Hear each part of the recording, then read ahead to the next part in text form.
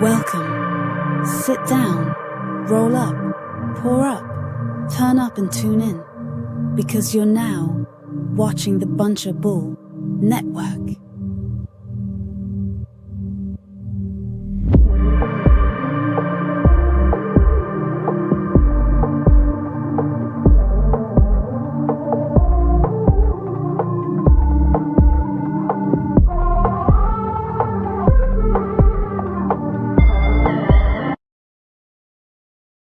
What up, what up, what up? Welcome to the world's dopest podcast, the Marley State of Mind podcast, down here at the Bunch of Bull Studio like we do every Saturday. And tonight, we got a special guest.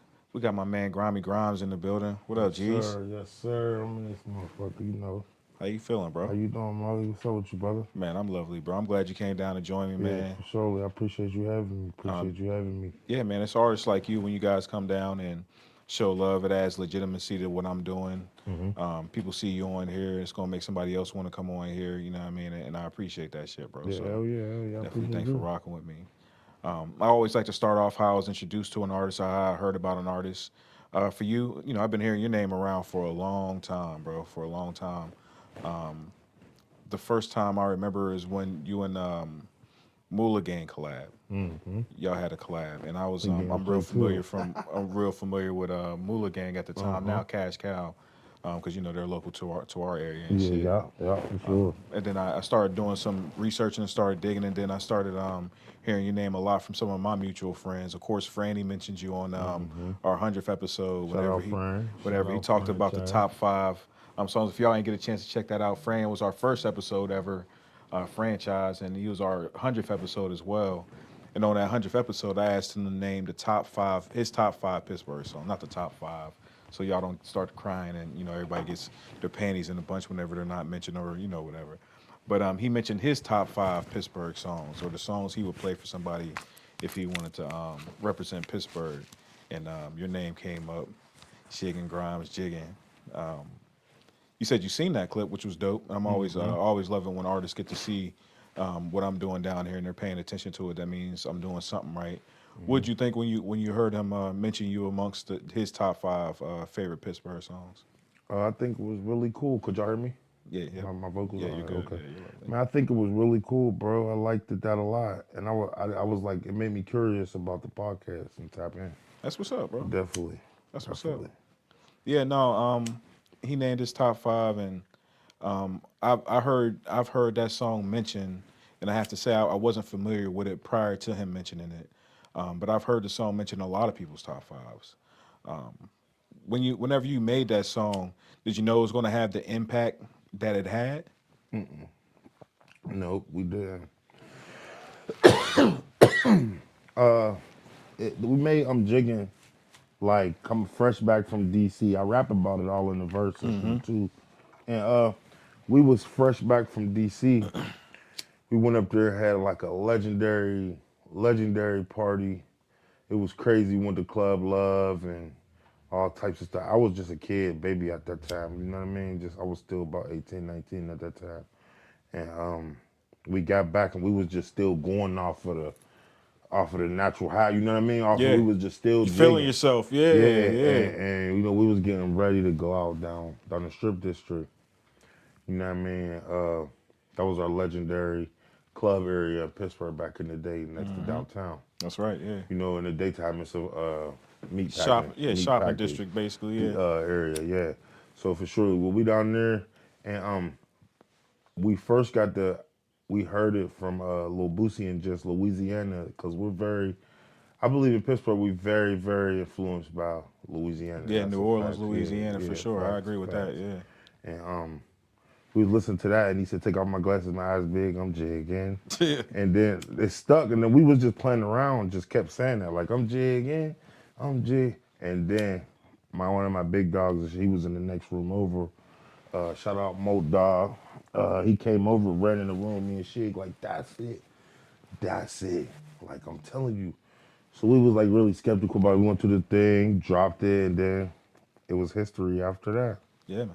History after that. But that song took a lot of like grind and work, and you know what I mean? We was greasing palms everywhere. It took a lot of footwork, I should say, for that song. Yeah.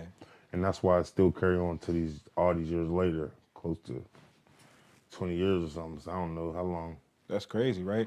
And like you said, it took a lot of footwork. We're talking pre-social media, being what as we know it today. It wasn't pre-social. We had like a MySpace shit like that, MySpace. but it wasn't the way we know it today. It wasn't music wasn't getting traveled through social media the way it was today. So you actually had to do real footwork. You had to go to clubs. You had to do street team work, basically. Be on the streets, passing out CDs, that type of shit. Like coming from that grind. Was it a hard transition or do you feel the transition to getting into this digital age now? Well, I feel like I'm in Pittsburgh when you're talking like pioneers and stuff like that. I'm definitely one of the youngest pioneers, and I would say that I'm right in the middle, like J. Cole said, like I Middle sit child. right in the middle. Yeah, You yep. feel me? Like I be on some too younger stuff for the older OGs, and I be on some too older stuff for the young guys. You know what I mean? But everybody, some people from the older crowd get me a lot. Yeah. Some people from the younger crowd get me a lot, and that's where we just meet in the middle at. But like, so it was never no problem with me. I really was one of the first people to start this like new generation, start dropping videos back in the day with like Rex Arrows. I was using the same videographer as Mac Miller. Yep. So that helped me get a lot of buzz instantly like that too. You know what I mean? Moolah Gang was shooting with them too. Rex Arrow, yeah. And that's how I met them too. Yeah, that's dope. Definitely want to get into some of that story. Yeah, for sure. But before we fast forward in that, man, tell me about how you got your foot in the game to begin with. When was what made you, or who was the influence, or what helped you get into hip hop to begin with? I just always been in hip hop since a kid. My Uncle Sweet Pea, he would always, he was good with my auntie. They had daughters together and stuff, and he would always put me on new stuff. Like this is back when cassettes. I was a kid when cassettes was back out. I remember when Tupac first dropped his disc on Biggie. Yeah. And I burnt it. You know what I mean? I burnt the tape. So I took it up to my friends, let them play it. It always made me the cool kid. You know what I mean? You always had the new music. Yeah, exactly like that. So I seen the power in that. Exactly. Yeah. I seen the power in that. And then I met this guy in my project building when I was like 11 years old. He's like a diamond producer right now. He kind of like chilled back lately, but like he's a legendary from Pittsburgh, Arizona. He migrated down Atlanta. His name is Mexican Manny. Okay. So Mex Manny, shout out to Mex Manny too. He got me started, and I had this old ass like do or die CD. You remember them back in the day? Poe Pimpin', yeah. Yeah, Poe Pimpin'. Yep. And he wanted it was a tape, and he wanted it so bad, and he was just like, man. I was like, well, I even a little conniving little kid. I'm like, well, if you want my tape, let me record something. He like, all right, come on back. Like that's how bad he wanted to yeah, that's how bad. Yeah. You already know, bro. So Yeah. I introduced you to my big cousins, and long story short, they took him. I was just a kid back then. And all these years later, he's still doing production for me on some of my like bigger tapes, my original tapes and stuff. Still rocking with you to this day. Yeah, hell yeah. And he got you in the studio? Yeah, hell yeah, yup. And he's a diamond producer now. He did like Is It Bad by Rihanna? Wale Rihanna? Yeah, yep. He did that. He did I'm Looking For. He did like Love and Affection. Joint? Yeah, he did Love and Affection. He did some other Rihanna songs too. That's big. Like the guy got all types of diamond plaques all around us. It's crazy how Pittsburgh makes producers like that, because there's so many producers there's more producers than hip hop artists that come out of Pittsburgh.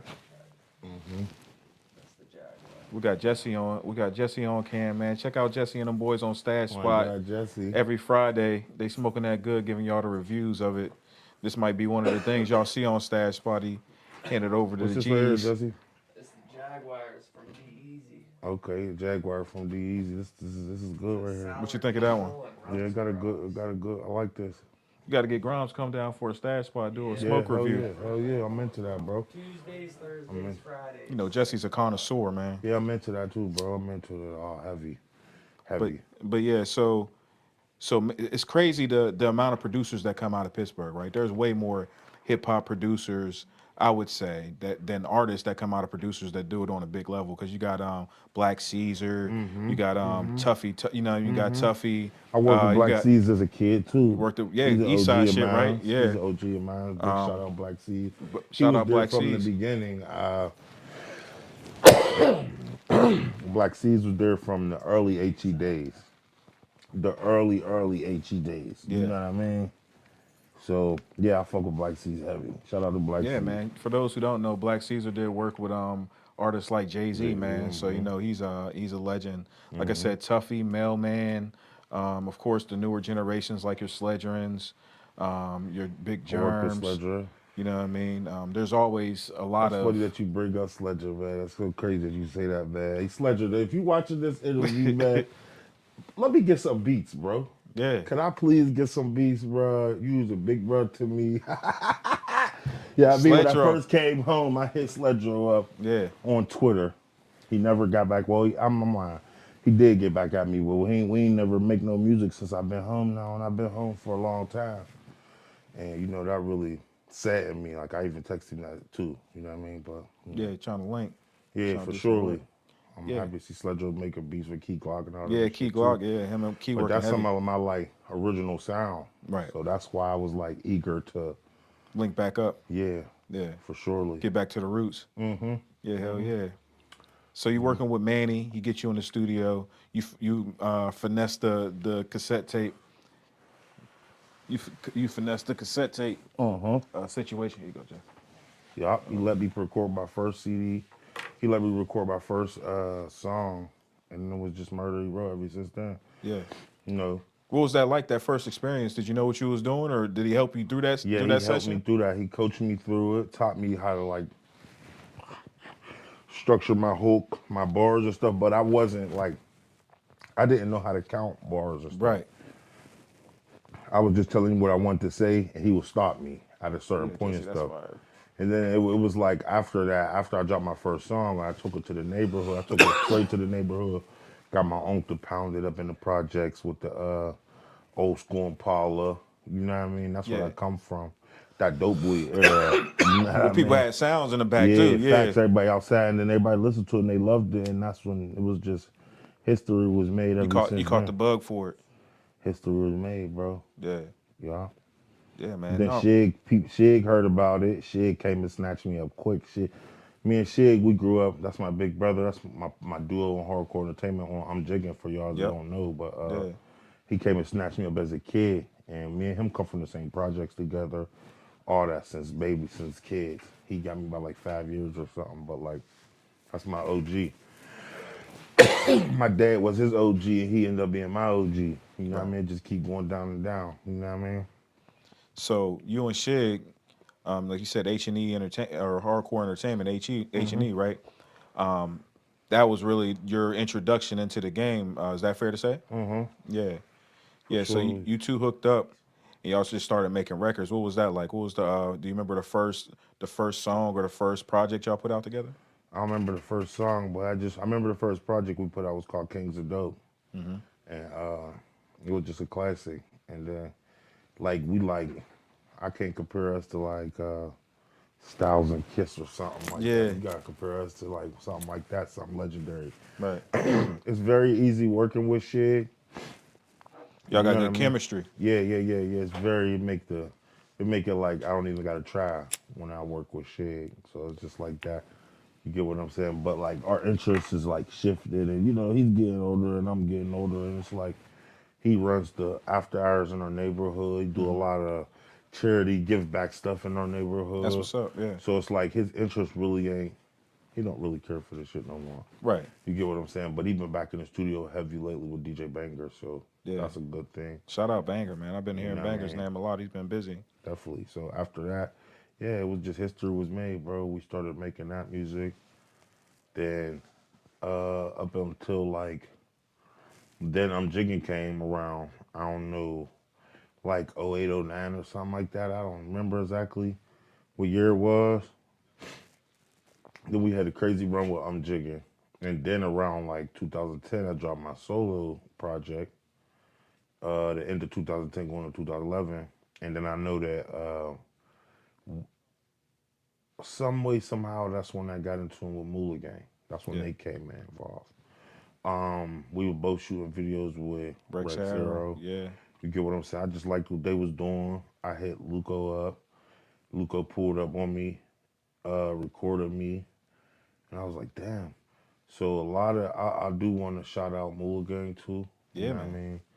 I learned a lot of my early roots and like how to run my, be self-sufficient from Moolah Gang. Cash cow, man. Yeah, you know what I mean? Shout out them I boys. understand how it is as a Uniontown artist and shit to be out here. You know what I mean? You farther away from the city, so it's like a little bit less opportunity. Right. But we go through that same shit too, though. And being in the Duke? No, in Pittsburgh being just like, because we're like a martyr city compared to like Philadelphia, New York or Philadelphia and all that. That's crazy that you even brought that up. Little shout out to this Animal Puke. Okay. I got the Animal Puke lighter too right here. What Animal Puke? They out of Philly? Yeah, this is out of Philly right here. Okay. My guys in them up there in North Philly, they from Uzi Block. Okay. But just the difference I was saying, cause like I live in West Virginia now, right? And I just end up migrating there for like peace, just to get away. I fell in love with the country and shit like that. You tapped into the artists out down there in West Virginia? Yeah. I've tapped into a couple of them, yeah, for sure. I'll introduce you after we get off camera. I'll introduce you to a couple more too. Okay, for you got sure. a couple homies down there. For sure, that'd be a good thing for me. I want definitely. Yeah, we've had them on the podcast. I'm ready to like expand and go out and meet more people. Yeah, hell yeah. For surely. So it's like basically what I was gonna say is that I understand how it is being an artist like that, and it's, you know what I mean? I never really being from a small town. You know what I'm saying? Being like overlooked and shit like that. So when I seen Luca and them what they was doing, I was like, damn. We wasn't on that, but I'm gonna keep it real with you. They was early with that shit, like shooting their own videos and all that type of shit, producing for they self kills. We got kills in the in house. Everything was in house there. So so that's when I linked up because I had fell out with like my big brothers and big cousins and everybody in the family and all that type of shit. And I'm going to do my own thing. So I linked up with Moolah Gang, and then they introduced me into with Mac Miller and Q and all them. Yeah. You get what I'm saying? Then we met this dude. He was a fucking he's nigga shoot for HBO, all types of shit, like Batman, all types of shit. His name was Cal Winslow or some shit like that. He shot a lot of me and Moolah Gang's early videos and stuff. Bon Appetit. Yeah, he shot MGRG. Yeah. You get what I'm saying? A lot of them videos and a lot of my solo videos around that time. I went on the Grizz the Kid and this mixtape run, Grimey Brown run and all that shit. And, yeah, no, for sure, man. Shout out Moolah Gang. We've had them on a podcast as well. We had Press along with Luco and Kills, and we also had Kills do an episode. Still waiting for you, Luco, to do your episode. So for sure. Yeah, shout out the boys. And like you said, definitely, them is my brothers, man. It ain't end just like the best, and it ain't end the best how I wanted it to end or anything. Right. But I just bumped into Press down at one of my shows down Morgantown. Okay. I just bumped into Rex, and it was all love, man. I see Luco. Luco helped me get my car a couple years ago. Yeah. You know what I mean? He be in the car shit. Luca helped me get my car, so it's still love. It's just, it was never no bullshit, never no public internet slander, none of that. Right. So it's still love. That's what's up, man. No, Yeah, and definitely. that's dope that you were able to see what they were building and appreciate the fact that they were able to build something like that in an area where it's hard to build something like what they were doing. And I know our viewers especially will be able to appreciate that and the fact that you were able to see that. Now, I wanted to ask you a couple questions, like talking about jigging, and you said how everything blew up after that. At what point did you realize jigging was becoming like a movement? It was more than just a song. Because when you fresh out the studio, you have no idea. You know what I mean? Even when you release the song, you really don't know. No. But at what point did you was like, you heard it out somewhere? Like, what point was you like, yo, people really fucking with this shit?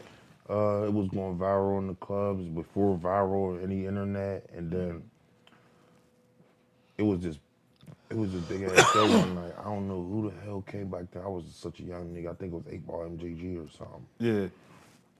Down the Crowbar, one of our premier top clubs in Pittsburgh ever. Yep. And we was legendary in Crowbar. And they play I'm Jigging and the club erupted. That's the only footage of I'm Jigging to this day. Yeah. On the internet. And you could hear the whole club singing No, the word all the for word. words, yeah. You know what I'm saying? What Still that feel to like? this day. What that feel like when you was a part of that? That was the best shit ever in life. I ain't gonna lie. That was probably my highlight of my musical career. Yeah. I did a lot of other shit after that, but definitely that was my biggest buzz and shit ever. And to me though, bro, we sitting here having this man to man. It's like a gift and a curse. Okay. I say that because like those motherfuckers still won't get over the song. Yeah. You feel You me? be trying to play new shit, You're or like, you want to yeah, like, perform what new the shit, hell? Like, and they still want you to go to the this old shit shit. is old as hell. Yeah. And then that we even touching on that, right? Let me say this something for my viewers and my peoples and everybody out there, man. Yeah, Like, they in here too. We see y'all chat. stop asking me for old shit, man. That shit's like a slap in the face. Like, I don't really like that. Yeah. Like, it's like not respecting my growth. You feel like people don't appreciate the shit that you're doing now? Yeah, no, not really. I feel my newer fans do. Yeah. You get what I'm saying? Yeah, yeah, for sure. Like, my newer fans do, definitely. But the people that constantly request that older shit, yeah. yeah, they don't really see what's going on. Hell yeah, facts, brother.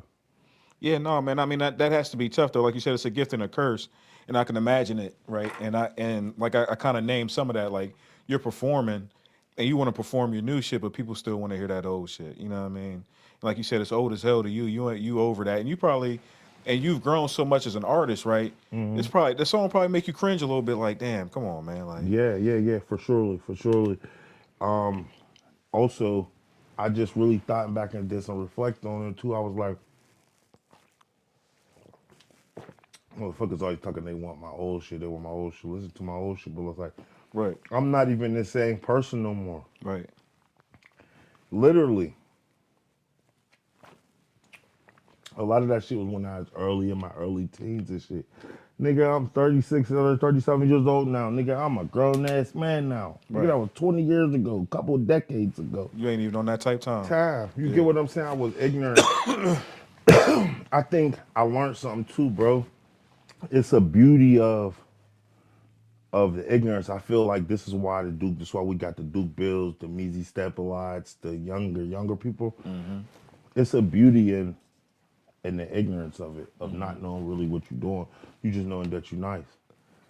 And you're passionate about it, right? You're not doing it for any other reason other than, you know what I mean? Because and this is a constant topic I have on this show with artists, because there becomes a time when you get in the midst of it and you're doing it to appease other people. You're doing it because you want to make something that other people want to hear. And then you start to lose some of that passion for that reason, right? Like always, and I described it with my last guest, Wolf Jones. I said there's like 3 phases of it, right?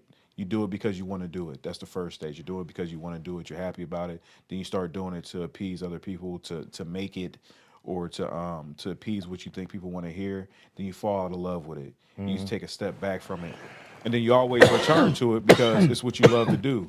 And then you get back into doing it for the love of the music. That's the final. That's the third and final stage. Doing it for the love of the music once again. And I think all artists go through that. It's a natural thing to have happen. So. It's just a crazy process for an artist to go through it and be able to witness it. But it's always good to get back to the passion of it. That's why I like, and I felt that at one point in time too. I was in the A one time. I was on label meetings and shit like that. Hardo came and scooped me up one time. I was on a label meeting, my last label meeting with AE and shit. And Hardy came and scooped me up. He was just like, bro, you gotta get back to that old school grams, that dope boy swag, that blowout, and all that type of shit.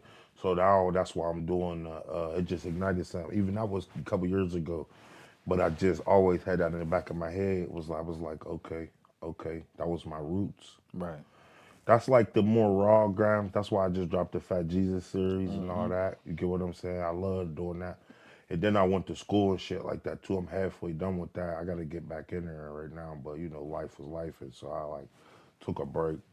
The Fat Jesus was reminiscent of like old school mixtapes, like with the different beats, like like real mixtapes. Yeah, exactly. Yeah. That's what I really wanted to. That was my aim and my objective for that too. Yeah. You know what I mean? I'm working on part 2 right now. I'm working on my new tape called Built For It. You know what I mean? My new tape Built For It gonna be the one though. Yeah. For sure.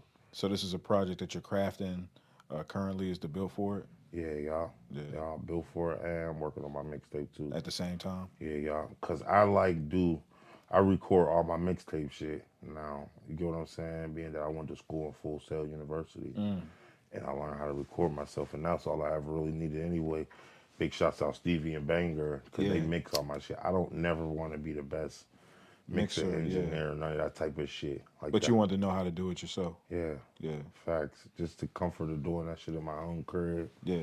I ain't got to worry about no fuck shit, no nothing. Just all you. And I got the 2 best producers in Pittsburgh with me. Right. You know what I mean? On speak, yo, brother, yo. And they doing my shit.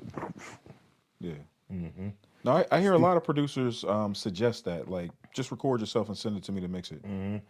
I don't really suggest it for if you ain't really a veteran, though. I ain't really gonna lie. If you ain't, that's why a lot of people be sounding shitty. Yeah. And I don't even be knowing it. Yeah.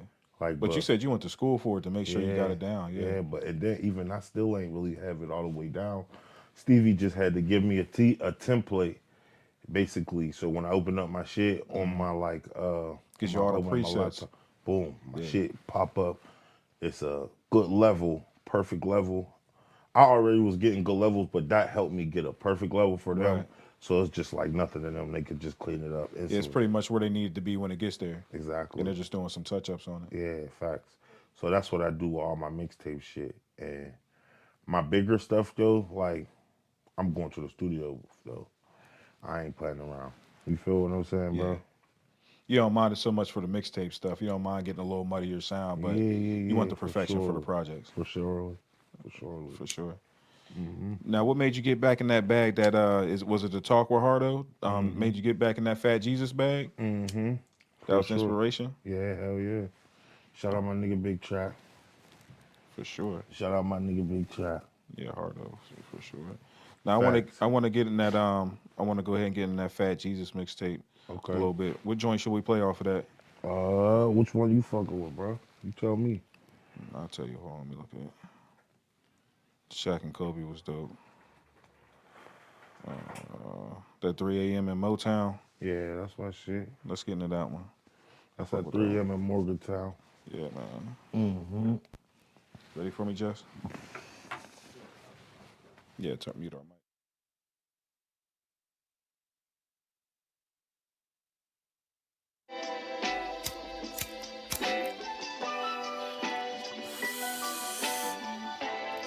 Fat Jesus.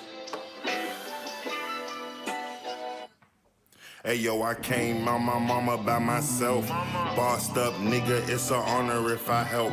Ain't even need my gang, I took the kill shot by my delf. Hit him in his scalp, then you watch the body melt. Another Liz aim on my belt, wrap him like a Christmas present. What the fuck a boss, look like arguing with a peasant. Never took a loss, cause every L was a lesson. I go back to finesse it, before I sit around stressing. I was only 11, shit, you threw me my first blessing.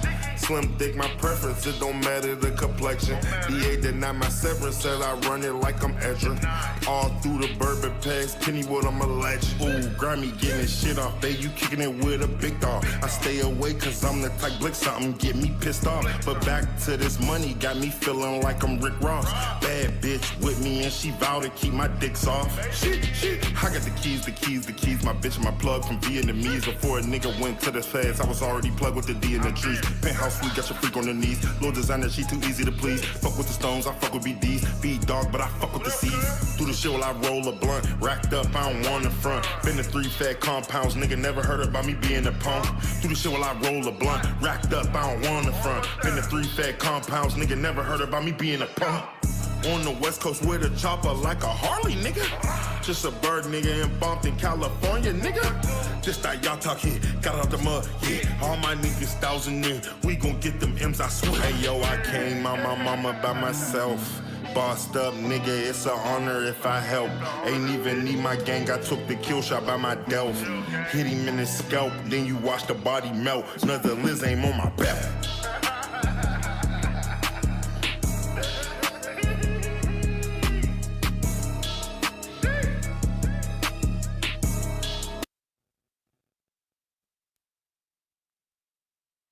So you did all that record. Was that the first time you recorded yourself for a full project? Yeah.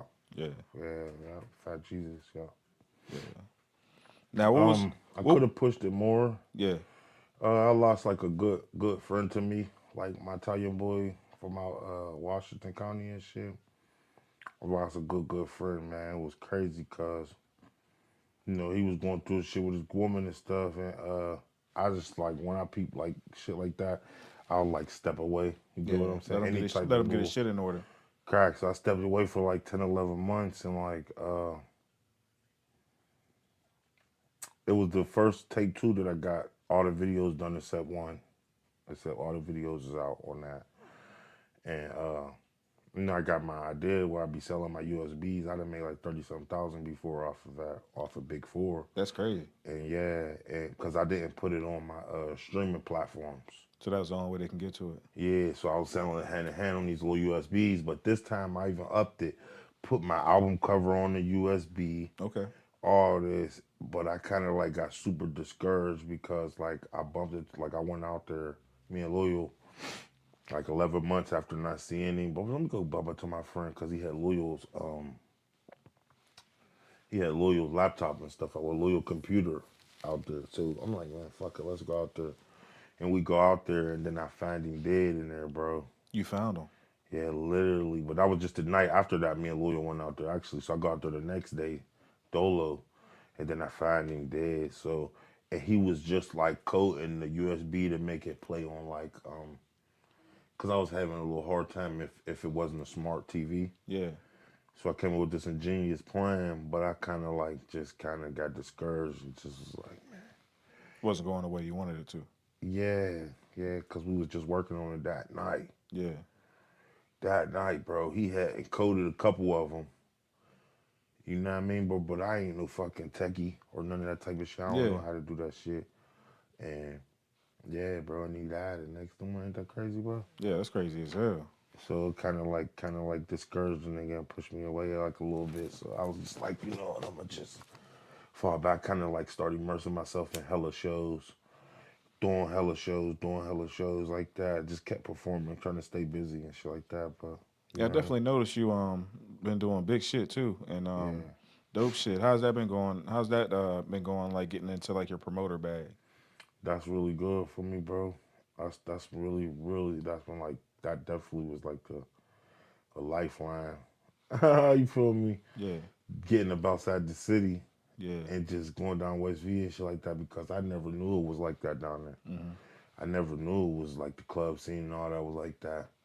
You ain't never fuck with Motown when you was younger? Nah, bro. Going down to clubs and shit?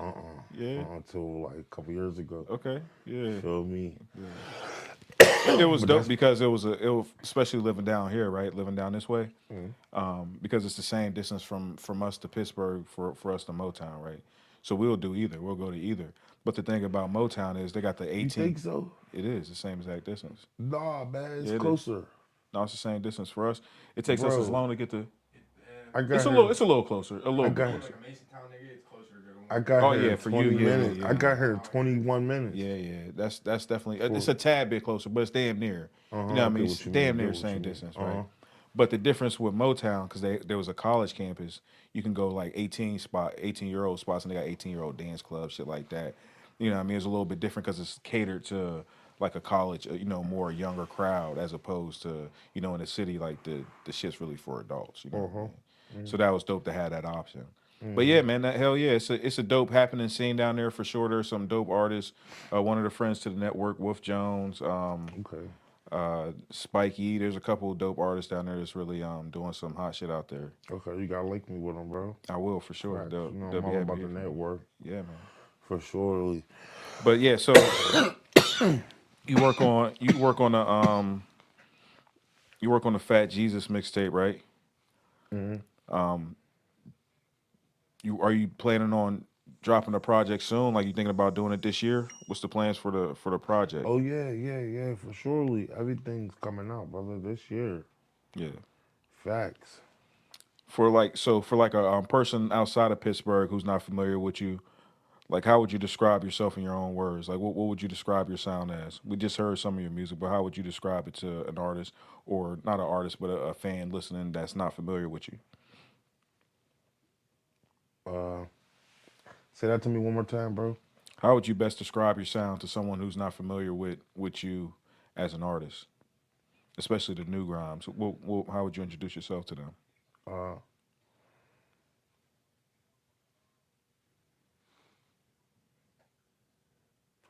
I'm definitely gonna get that raw trap shit from me. That's me to the core. That's where I come from. That's who I am.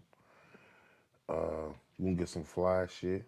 You know what I mean? You gonna get some stoner shit. You gonna get some things for the ladies, like the "Sucker for Love" song I just dropped. You feel me? Yeah. That was just a little teaser, just to let them know I'm warming up. I'm ready for this new year right here. I couldn't wait till the beginning of the year. I got a new hit single right now that's going crazy with Hippie X. Yeah. You know what I'm saying? Yeah, yeah. Hippie, that's my fucking dog. That's my twin.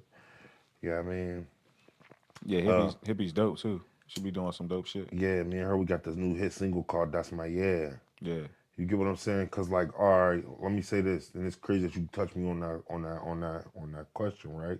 That's a great question because I'm gonna say is that like, I'll say last August, we had a show on West V with Zeddy Will, Casanatlo for and shit like that.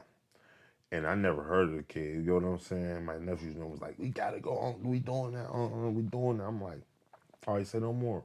So I lock in, do the shit. Well, okay, yeah. It was the Zeddy Will. It was the Zeddy Will. And just because I've been doing it for years, people know me down there and stuff. I was getting my light reaction, and it was love, but it wasn't that going crazy how I wanted to. So I said, "Damn." So I went back that week because we had like three more. We had two more shows that weekend. It was a 3-show weekend. We had two more shows that weekend. I went back and I revised my whole show list. Yeah. I was like, "Oh no, fuck that." They was on some, "Oh, he's hard as hell," but he's like, "Oh, he's rapping. You feel me?" But I'm like, "Oh no, nigga." I went back and did some whole new clubby shit. That's my yeah. I had to go back to my jigging bag. Yeah. Fuck that. And then I watched the reaction when I came back, and it just been going crazy ever since. Yeah. So you touched on something. Me and Sensei was just talking about that earlier. Funny enough, because he was talking about a Waka song that he heard. And he's younger than me, right? He's in a generation under me, right? Okay. And he was like it was cool, but he's like it reminded me of like just like old Waka, like his sound didn't evolve in this project for me. And I asked him to break it down for me because it was intriguing to me, especially being an Asian artist. Especially, it was intriguing to me to hear his take on it. And he was like, he made a perfect analogy. He was like, I understand, like, he's like, I'm not a sports fan, but I understand, like, when people say Jordan couldn't have played in this era. He's like, because that's what it felt like listening to the Waka come out now. He said he just never evolved. So I said to him, I was like, "What about like an artist like Griselda?" I said, "Would you bump?" He's like, "Yeah." He's like, "But that's different because they rap like now. Now Griselda's probably been rapping just as long as Waka, you know what I mean?" But he said to them, their sound sounds like now. So that's kind of like what you're saying, right? Like people heard what you were doing, and they were like, "Oh yeah, bro, sounds like I mean, he's rapping. I like it, but it sounds like then." And you figured it out, and you got with somebody like Hippie who had that sound, and you're like, "Yeah, let me get back in this bag." Is that fair to say? Yeah, for sure. I wouldn't just say hippie, but yes, for surely she brought a whole energy to that. Right. But it was big getting sitting down, really letting Stevie and Banker curate this. Yeah. Tell me about that, bro, because I haven't Just had a really chance. finally sitting with them after all these years. Tell me about that Getting process. cultured. No, yeah, More bro. into Tell me about culture. that process because I'm curious about it. I hear a lot about Banger and Stevie's creative process from other parties. I haven't had a chance to be in the studio with them, unfortunately, but I've been in the studio with Banger once. I've been in the studio with Banger once. I was there with someone else, and he had one of the most intriguing processes because I can't remember bro's name right now, and it's bugging me. But the dude he was recording was rapping, and he had no beat on it. And Banger was just started creating the beat around him rapping. I'm like, That's bro, what they do. I was like, I never seen nobody do it like that before. And anytime I hear people talk about them, it's in such a way, Stevie and Banger, that is. Anytime I hear people talk about them, it's always in a way that you're talking about them, like trusting the process and letting them do I'm their about to thing. sing you this right here, bro. I'm about to sing you this, real quick that we on here. So tell me about that. What is that? What is that like working with them, bro? What is it for a person like myself who's never got a chance to work with them? What is it like what is it like being in the studio with them and getting that experience? Well, I've worked with them Because they make hits. in the years. Yeah, they make hits. Right? And it was just like me catching Banger in Atlanta, grabbing some beats. I stopped in Atlanta, because a female put me on Banger. I was late on them to when I just came home. I'm like, what the hell? Then I did my research. I'm like, what the hell? We were supposed to been together. I've been going over there. You get what I'm saying? Yeah. With Banger and Stevie and them back when they was on the north side. Yeah, yeah. You get what I'm saying? So it's just like, I'm like, wow, we were supposed to be making music, but we never did. But like, so basically what I'm saying is I would get beats on them on the go. But then now that they back home and we back downtown Pittsburgh, and it's just like, we sitting together now. We just spend nights Really just collaborating. building. Yeah. I was just told Bang one time, I went in there, man, I'm gonna be spoken session. I don't even want to do nothing. I just want to vibe out with you, get what I'm saying? So they understand me as an artist now. And they got that sound. I'm about to send it to you right here. Yeah, hell yeah, send it through. Shout out them boys, man. Shout out Banger and but Stevie it's just B. magical, though. When you work with them, Yeah. it's just, oh my God. Is it different than other people that you've worked with in the past? Yeah. Yeah. Yeah. Yeah. They the best. It sounds like they're really working. Airdrop it or what? Yeah.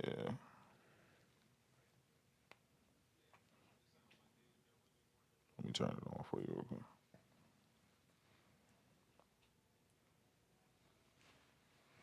Like, so Stevie made the beat. I was sat over in Stevie room. Stevie made the beat for me. Boom. He thought I was going to do like some gangster shit to it. Now, I told you I just went down, had the little situation at the club. You feel me? And I knew I had to switch it up. It should be up. It should be up there. You see me? I sent you my number.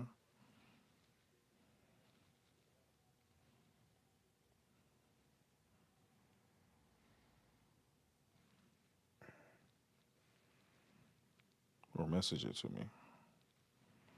All right, I will. But yeah, so you said you was with Stevie at the club? Mm-hmm. Nah. I went. I told you I had that situation with the club down Morgantown. Yeah, I yep. didn't get my reaction that I wanted. Right. So after that, I was like, okay. I went back with Stevie. I sat with Stevie. He gave me these couple hard beats, but yeah, it was like the one for real. And I'm just like, let me hear this real. So I took it back home. I had plans to put me, Tosh, Nugget, and Hippie on it, but that didn't work out. Tosh was like going through some things at the time. Right. So I got Hippie. Hippie, man, it was just magical. Cause I hit Hippie and Sunday like, I got something for us. I'm telling you. And the crazy thing about this my song right here, this song right here, what we about to play. Yeah. The crazy thing about it is, bro, is that there you go, I got it, brother. Yep.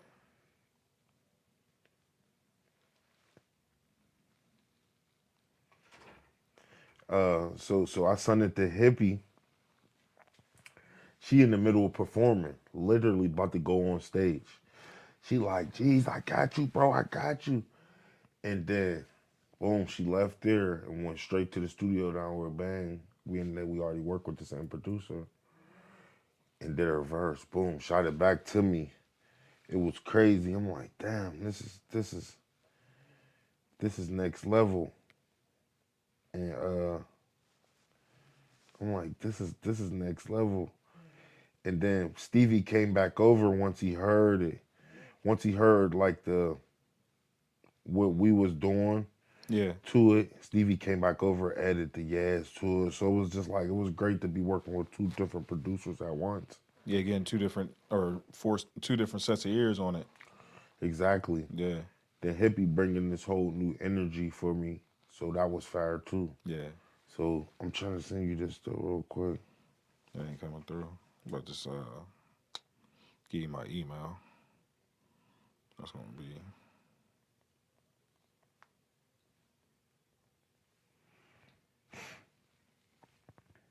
How did you find Hippie? Was it working with Banger? No, I met Hippie. Just doing shows with her together. We was doing a couple shows at UNT. I peeped her. I told her I like her. Then we had a show at the Pittsburgh Wildin' Out in Homewood, and that was a good event. And I talked to Hippie. Me and her, we had a personal conversation, and then she was going through what she was going through at the time, and it just hit perfectly. You get what I'm saying? Just connected with her on a personal level. Yeah, on a whole different level. It started out with music, and then you just found out like, yo, I fuck with you as a person. Yeah, on a human yeah, level. That's my twin. Hippie come to the crib. It's funny how many because it's different being an artist, right? It's funny how many like relationships you build through being an artist, and it's not too many people that understand you better than an artist does. So a lot of times it's easy to create friendships from that. Yeah, for surely. See what Hippie is like, that's my partner. And it's like, how can I put this to you? It's like, with a lot of other people that I work with in my life, like, you know what I'm saying? Life get to a lot of us and stuff like that. And certain people get discouraged. You get what I'm saying, bro? Yeah.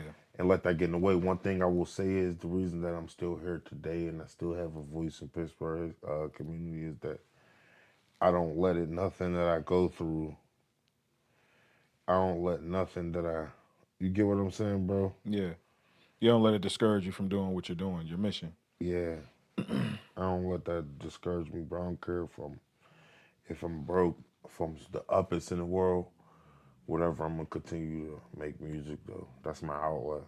No, and that's the thing about it, right? That people don't understand, especially as an independent artist. It's not like you got a machine moving behind you. So you have to be the one that does everything for yourself, and you have regular life things that take place. So sometimes doing those regular things takes priority over the music. So you might not be able to give all you can to it, and it's not that you're done with it, but it's that love and that passion for it to stay consistent, right?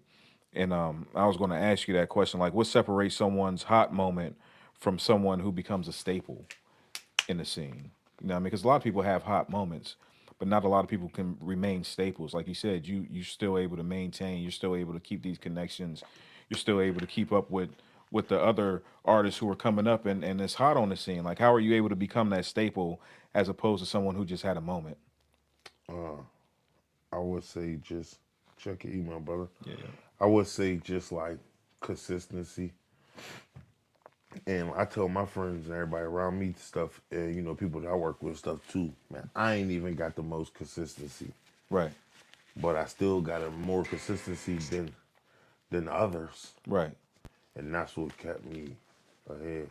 No, 100%, bro. That's just it, and that's what I feel like the answer is, right? It's consistency. Like a lot of people can do it, and they don't have the It's a marathon, right?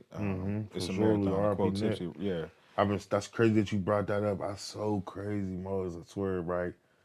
Because I wanted to talk about that. I wanted to say that on this new Fat Jesus, a couple of my songs is like I redid some nip beats, and that's where I've been feeling like my greatest inspiration come from lately. Yeah. You know what I mean? It's crazy because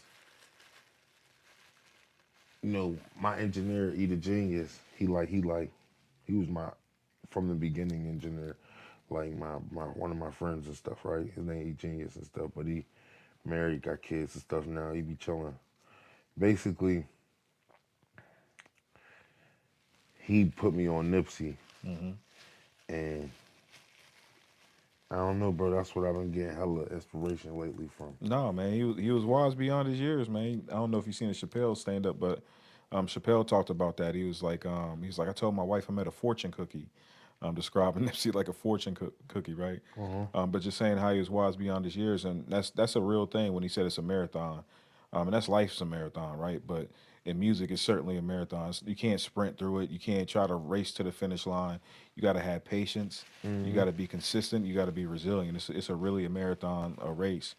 But I want to get into this. Yeah, this is with you and Hippie, Yeah. Produced by Stevie B and Banger. produced by Stevie B and Banger. Yeah. Just about to get into this track. 412 Yeah, Culture. You got plans on releasing it soon? Yeah, it's about to come out ASAP. Okay, for It'll sure. be out any day. Hell yeah, let's get into it. On a motherfucking beat. Hey, y'all. See on my way?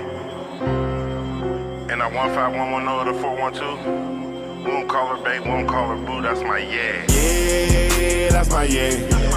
That's my yeah, that's my yeah. Get up any guy that wetter than swimwear. The baddest in here, so I sweater like Jim Ware. That's my yeah, that's my yeah. That's my yeah, that's my yeah. Get up any guy that wetter than swimwear. The baddest in here, so I sweater like Jim Ware. She got that first class pussy. Baby, take a trip. Sneaky leg, color, honey dip. She got that fire clip. Woo, woo. She got that fire shit. She my little yeah though. She do just what I say so. No hand, she do the fucking mo. Talk cash, you know her pussy fire like purse. She show her ass, she show her ass. Come get the bag, come get the bag. That's my yeah, that's my yeah. That's my yeah, that's my yeah. Get up any guy that wetter than swimwear. The baddest in here, so I sweater like Jim Ware. That's my yeah, that's my yeah. That's my yeah, that's my yeah. Get up any guy that wetter than swimwear. The baddest in here, so I sweater like Jim Ware. That's my yeah, that's my yeah. That's my yeah, if it's my yeah, and she say yeah. My yeah caked up, but I'm still gon' pay the fare. If I wanted to play, I go to the fair, girl, I know life ain't fair. Yeah, back in this bitch on with Banger and Stevie. Lame hoes, they ain't believe me. VIP, my blood, G smoke, I'm fucking this hoe so sleazy. Jig and run, my solo run, I'm going for a 3P. Hoes be claiming they baddies, I popped up with DTBZ. Berg nigga, you know I'm rolling up that yeah. You know my clothes like yeah. You know my hoe like yeah. I'm getting that dough like yeah. I'm fucking that hoe like yeah. I get it and go like yeah. She touching her toes like yeah. That's my yeah, that's my yeah. That's my yeah, that's my yeah. Get up any guy that wetter than swimwear. The baddest in here, so I sweater like Jim Ware. That's my yeah, that's my yeah. That's my yeah, that's my yeah. Get up any guy that wetter than swimwear. The baddest in here, so I sweater like Jim Ware.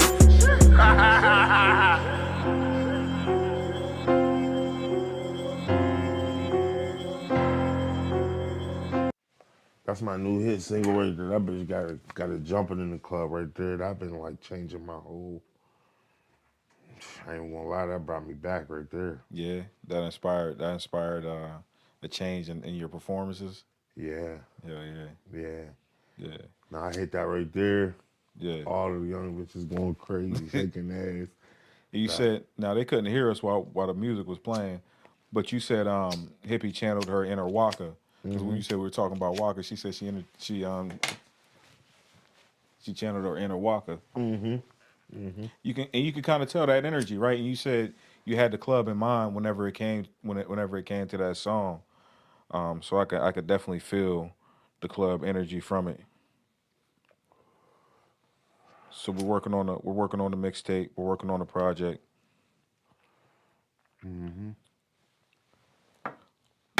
Which one can we expect upcoming? Like which one can we expect next? Probably Fat Jesus leading up into it. Okay. Probably Fat Jesus 2 leading up into the big tape right there. That's even that Sucker for Love teaser I just dropped. Yeah. That's gonna be on there. You get what I'm saying? I got some bangers on there, bro. Right now, that's crazy. I'm shout out to my man. Shout out to my man's Animal Puke. Yeah, right? out in Philly. He linked me up, right? Definitely, I'm just chilling on a block of 1600. I'm chilling on a block, and he introduced me to a guy named 1600 Trill. I got a lot of new shit I'm about to drop with him. That's gonna be on the new tape too. Yeah, shout out him, new man. record. Yeah, shout out 1600 Trill. He with Uzi. Okay. Yeah, him and he Uzi childhood friend. He on, he's with Uzi shit right now. 1600. Yeah, people trying to get a hold of you. What's the best way that they can find you if they want to follow you follow the music, they want to see what's coming out next, what's the best way to get a hold of you? Just Grimey Grimez, Grimey_Grimez. Yeah. GRIMEY_GRIMEZ. Yeah, make sure y'all do that, man. You Grimey producers Grimez. got beats, artists y'all want to get a feature. That's on everything. Facebook, Instagram. Make sure y'all tap X, in, man. Everything. Now, if you could talk to a younger version of yourself before I'm Jig and Drop, what would you tell them? Is there some advice you would have gave them on going through that journey, going through that mission? Fuck yeah. Let's get on the business. Like, we should have been on the business earlier. You get what I'm saying? Right. We should have been on the business earlier. Like what else? Like getting merch out, maybe some different merch, more merch, like merch. Bro, we never dropped a video that I'm jigging. Mm-hmm. Still to this day. You feel me? A Pittsburgh hit record. This shit was creeping over in the DC, down Miami, everywhere, and never had a visual. And like you said, you was ahead of the curve with a lot of the visual shit too. I'm happy you just reminded me. I ain't touch on that aspect. Mm-hmm. So right after I'm jigging in days and stuff, bro, I met Artie Pitt. Yeah. You get what I'm saying? Shout out Artie, man. Shout out Artie. That's my fucking guy. Artie, you already know what it is, man. That's dope. That's a good connection. Yeah, for those who aren't familiar, Artie worked with a lot of the media in Pittsburgh, and he was one of the guys that can get you in touch with like the Source magazines, the XXLs. He was that guy in the city that really opened up doors, and he worked with artists like Wiz and Mac to help get them a lot of their opportunities. Facts. For those who aren't familiar with Artie, so and then you know what Artie, and why Artie so pivotal in my career too that people don't know about. He put me on it back. He just said, "Man, Grimes, this is basically what he said to me. Grimes, fuck, get on XXL and all this shit. Just go crazy on the internet." So I knew right there. He told me about to go digital. Everything was going digital. Cause I'm asking him how I get into the actual double XXLs and shit. You get what I'm saying? The hard copy when you open them up. Yeah. You feel me, bro? He like, man, fuck, it's about to go digital. So I went digital, and that's when, that kind of put me apart. Like, it set me up. That's why I'm still here. It put you ahead of the curve. Yeah, thanks. Yeah. A lot of these motherfuckers in the bird in the city, they copy my formula that I had back in the day, but it's just more now. Back in the day, you could get away with dropping a video. If you drop once a month, you was killing them. Even right now, you drop a hard-ass video once a month, you're killing them. Wiz Khalifa just said that with the Fed situation. He gonna drop every month. Bro, but nowadays, you gotta drop more than that. Right. You see Stunner, that nigga dropped 3 videos in 3 days. Yeah, that's crazy pace. This is like, I'm saying you gotta be able to adapt. How do you feel about that? You don't have to tell me. I'm not a drama guy, so this ain't that show. But how do you feel just from an artist aspect? How do you feel about that's like when you see not even those guys per se, but when you see diss records thrown out in the city, because we have these periods, right? It happens once in a while. This energy comes about in the scene, right? It happens every 3 or 4 years. This ain't the first time we've seen it, right? Is what I'm saying. How do you feel whenever this energy comes to the city? How do you feel about these situations? I feel as long as it can stay music, it's gonna be good. It's great for the city. It's keep it competitive. This what fucking rapping was built on. I agree. Rap. I agree. Is we rapping or what? I agree 100%, bro. You get what I'm saying? And I just think that I like it. Yeah. You feel me? As long as it don't end up in nobody dying, because we had so many of it that people that have, yeah. You get what I'm saying? That's why I've never partaken in that aspect of it. Yeah, and I have problems with people with different groups and factions and rappers and shit like that. And I never took it to wax or none of that type of shit, because it gets serious. It gets serious, yeah. Look at R.I.P. Teflon. Yeah. R.I.P. Jimmy Whopper, all these guys. Yeah. You know what I mean? Yeah, there's a lot of them. Yeah. And it's just a sad situation because the city feed off of that type of shit. Yeah. You know what I mean? They won't even view us. You won't even view you for real. The nigga could have dropped every month for the last 6 months. On God. And made the hottest shit of their life. And nobody pays attention to it, right? Once that disc come out. Once that disc come out. Everybody paying attention. Everybody paying But attention. that's the thing in America. That's the thing in the world, I want to say, right? Yeah. Controversy sells. Sex sells. On the news, what do you see? What's the news they put on? Controversy. Controversy, man. Because like you said, it sells. But like to your point though, I feel like it's good because it gets people who weren't paying attention to the scene. It makes them pay attention to the scene. Yes, for sure. You know what I mean? Like people.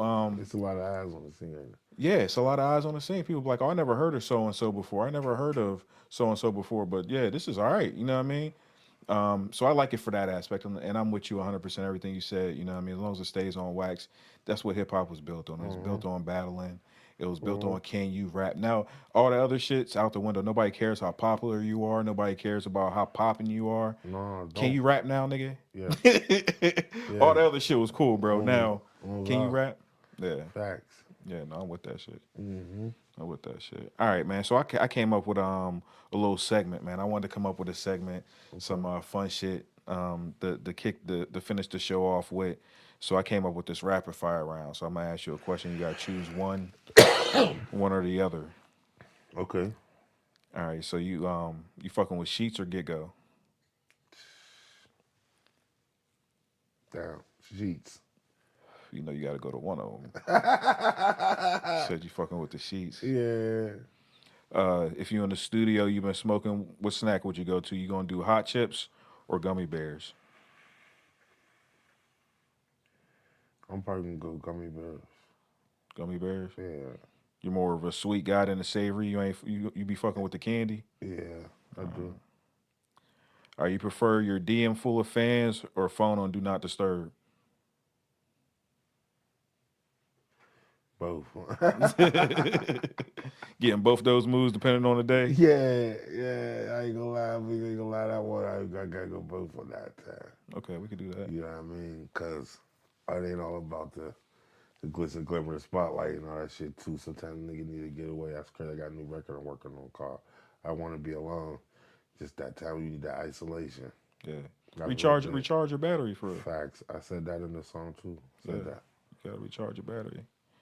Now, if you weren't doing the hip hop and the promotion, which one would you be?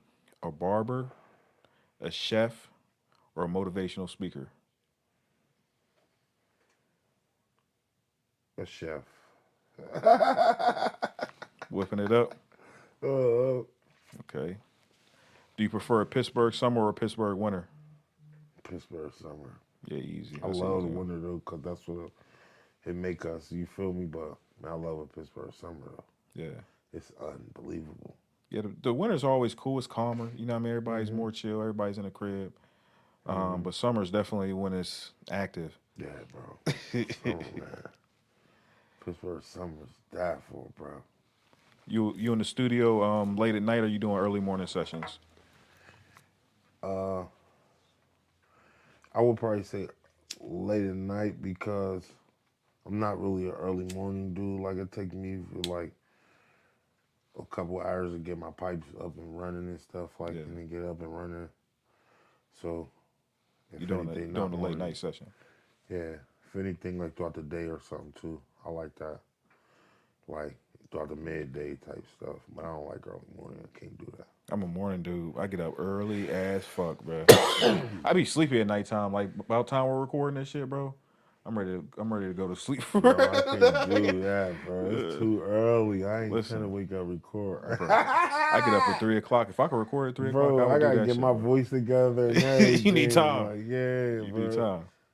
So you a beat first or a lyrics first guy?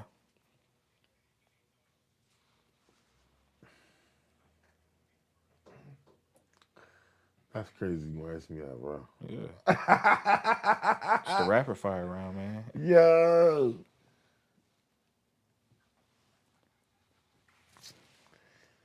Nowadays, I'm gonna go beat. Yeah. Yeah. It was different first. It was different for you at first. Yeah. It was different back in the day. You had to be bars. But nowadays, it's about that vibe. Yeah. And catching that. As long as you catch that vibe. And beats weren't as available as they are now. Like it's a lot easier to get in touch with producers. It's a lot easier to access producers. Facts. You know what I mean? So it's a lot more accessible. So you kind of just had to be a little bit more creative and just write the song before you had the beat, because you might not find something to match that. What you was Well, going bro, with. if it ain't got fire beat nowadays, bro, if it ain't grabbing the people, the shit is It's over. a wrap. Fact, ain't nobody try to hear that shit. And my last question for you: what's more important, legacy or money? Legacy. Definitely, bro. Yeah. For sure. Legacy. That's the most important thing for me on earth. Just leaving something cemented. Leaving something behind, right? For sure. After you gone. For sure. Or what's it all worth, really, right? For sure. Well, I think you already did that, bro. I think you already did that for sure. Virtually. I'm in the process right now. I got real estate and stuff back home. Yeah. You know, up here. You know, so I'm taking the proper steps. Yeah, man. For sure. Yeah. No, for sure. No, and I appreciate you coming down and joining me, man. You're a legend. It was great to have you. It was great for us to have this conversation. I was just saying before, it's great whenever I get to do these things, because most of the people I do have a connection with, the artists that I have on, I've had a rapport with. I've been able to build with them. And the ones that I haven't been able to build with, I usually build a connection with, because we're having a real organic conversation. For sure. You know what I mean? And it's it's a one-on-one. It's a real vibe. You know what I mean? For sure. So it's fortunate to do this show and get to meet artists like you and have these conversations, and hopefully people get to learn from what we're doing, man. And that's why we're the world's dopest podcast, the Marley State of Mind podcast. For sure. You know what I mean? So shout out Marley State of Mind, man. For sure, bro. I appreciate you. So what you got coming up? You got any shows coming up for the people? Yeah, I got a lot of shows coming up. We got a couple shows coming up. Right now I'm on Hippie Show this year. I'm gonna say this week. Okay. It's on the 28th. We got Scuba Steve. We got Sada Baby down there for JP. We got JP bringing her. That's gonna be big. Then right after that, the week after that, March 7th, LaDon bringing all the baddies for the I Am Legend Part 4. Okay. And you know my bro, you already know DTB, that's my sis. I done went on tour with her a couple just recently. So I'm gonna be definitely there with her. So, you know, I got a lot of shows coming up, bro. I plan to expand this year, start traveling a little bit more this year, get my music out there. 2 big tapes about to drop. And I'm finna go up, bro. You get what I'm saying? Yeah, let us know, bro. Especially the Motown shows. We'll come down and definitely. I'm gonna let you know my next Motown show. They be litty. Ask Tezo. Yeah. Ask Tezo. Oh yeah, Tezo. Yeah. Yeah, Tezo. That's my man. Shout out Big Tezo. Yeah, hell yeah. We'll come down there and fuck with you for sure. Yeah, you gotta come fuck with me, bro. And I'm supposed to do some South by Southwest shit too. So. Oh, that's all right. I've never been to Texas for real. Besides the airport. Catch it. I'm sick about it, but I'm catching it this year. Yeah. Facts. That's a good move. Yeah, that's a good move. But yeah, man, we're going to be on the lookout. If you ever got something you want to promote, bring on to the show. You know what I mean? You're more than welcome, man. For sure. And I got my podcast about to drop. Yeah. Every day is 420 and the 412 podcast about to drop. So I'm going to bring y'all on there too. Yeah, man, I love that. I love that. I always say that, man. Y'all bring me on y'all podcast. What y'all afraid of, man? For surely, brother. But for sure, man, you're down here at the Bunch of Bull Studios on the Marley State of Mind podcast, the world's dopest podcast. Y'all can catch us every Saturday. We're going to have a dope guest on for you every Saturday. Make sure you check out Jesse and them boys at the Stash Spot. They doing that on Friday, smoking some of that best from out the West and everywhere around. Them real brands, man. We ain't smoking none of that spray, none of that fake shit. So I'm about to see Jesse right now. So we're definitely going to get into that, man. But until next time, it's the Marley State of Mind podcast, the world's dopest podcast. We out of here. Peace.